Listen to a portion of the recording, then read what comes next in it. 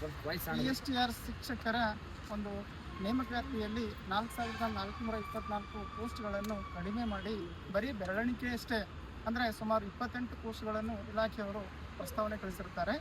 So ನಿರಂತರವಾಗಿ 3 ತಿಂಗಳ ಕಾಲ ರೆಡ್ಡಿ ಸರ್ ಆಗಲಿ ಮತ್ತು ಕಾಂತಕುಮಾರ್ ಸರ್ ಆಗಲಿ ಬಹಳಷ್ಟು ನಿರಂತರವಾಗಿ ಹೋರಾಟ ಮಾಡಿದ ಮೇಲೆ ಈಗ ಅದನ್ನು 800 ಹುದ್ದೆಗಳಿಗೆ ತಂದು ನಿಲ್ಲಿಸಿರುತ್ತಾರೆ ಇಲಾಖೆಯವರು.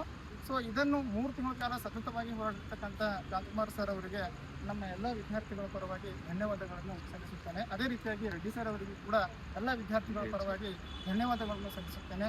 ದಯವಿಟ್ಟು ಇನ್ನೂ ಕೂಡ ಇನ್ನೊಂದು ಸ್ವಲ್ಪ ಪ್ರಯತ್ನ ಮಾಡಿದ್ರೆ ನಮ್ಮ ಹುದ್ದೆಗಳು ನಾವು ಪಡ್ಕೊಳ್ಬೋದು. ಅದೇ ರೀತಿಯಾಗಿ ಮನೆಯಲ್ಲಿರ್ತಕ್ಕಂಥ ಎಲ್ಲ ಅಸ್ಪಿರೆಂಟ್ಸು ನಾವು ಕೊಟ್ಟಿರ್ತಕ್ಕಂಥ 7ನೇ ಜುಲೈ ತಾರೀಕಿಗೆ ತಾವೆಲ್ಲರೂ ಗುಲ್ಬರ್ಗದಲ್ಲಿ ಬಂದು ಈ ಹೋರಾಟವನ್ನು ಯಶಸ್ವಿಯಾಗಿ ಮುಗಿಸ್ಕೊಡ್ಬೇಕಂತ ಅವರೆಲ್ಲರಲ್ಲಿ ಕೇಳ್ತೀವಿ. ಇನ್ನೊಂದು 7ನೇ ತಾರೀಕಿಗೆ ಬರೋ ಅಂಥ ಆಸ್ಪಿರೆಂಟ್ಸು ನಮ್ಮ ಹಿಂದೆ ಯಾರು ಇಲ್ಲ ಅಂತ ಹೇಳ್ತೀವಿ, ನೀವು ಬರದೇ ಇರಬೇಡ್ರಿ. ನಮ್ಮ ಹಿಂದೆ ಬೆನ್ನೆಲುಬಾಗಿ ಕಾಂತಕುಮಾರ್ ಸರ್ ಅವರು ಇದ್ದಾರೆ. ಅವರನ್ನು ನಂಬ್ಕೊಂಡು ನಾವು ಎಲ್ಲಿ ಬೇಕಾದರೂ ಬರ್ತೀವಿ. ಅವ್ರಿದ್ರೆ ಸಾಕು. ನಮಗೆ ಎಷ್ಟು ಪೋಸ್ಟ್ ಬೇಕಾದರೂ ಅವ್ರು ತಂದು ಕೊಡ್ತಾರೆ. ನಮಗೆ ನೇಮಕಾತಿಯಲ್ಲಿ ಅಷ್ಟು ಅವಕಾಶ ಮಾಡಿಕೊಡ್ತಾರೆ ಅಂತೇಳಿ ನಂಬಿಕೆ ನಮಗೆ 100% ಇದೆ.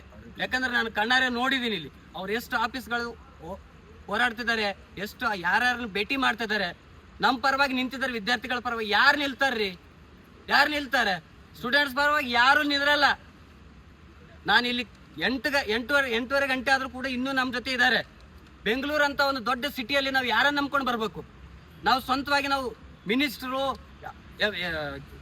ಅಧಿಕಾರಿಗಳ ಜೊತೆ ನಾವು ನೇರವಾಗಿ ನಮಗೆ ಮಾತಾಡಕ್ಕೆ ಬಿಡಲ್ಲ, ಯಾರು ಬಿಡಲ್ಲ.